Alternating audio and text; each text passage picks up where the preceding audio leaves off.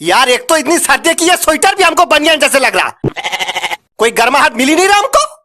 अब आपके स्वेटर में आसमान के तारे जितने छेद है तो ऐसा लगेगा ही ना भैया, फिर तो हवा का आना जाना बनता है आपके छेद वाली बनियान में। अंकल एक बात बताओ, सर्दी में आपकी इस रुके रुके त्वचा का राज क्या है? तुम्हारी अम्मा हमारी त्वचा पे हल्दी लगाती है रोज, ये है राज। अब बताओ। बड़ा हरामी हो बेटा। कुत्ते को हल्दी थोड़ी लगाई जाता है, कुत्ते को तो रोटी डाला जाता है। बात तो सही है। ये क्या कर रहे हो? आग सेक रहे हैं? अरे आग सेकने की बात नहीं बोल रहे बेवकूफ, काम क्या करते वो पूछ रहे।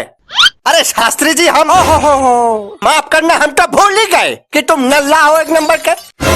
देखिए शास्त्री जी, हमें नल्ला मत कहिए, हम बहुत सीधे साधे और कामकाज करने वाले इंसान हैं। झूठ बोल रहा है।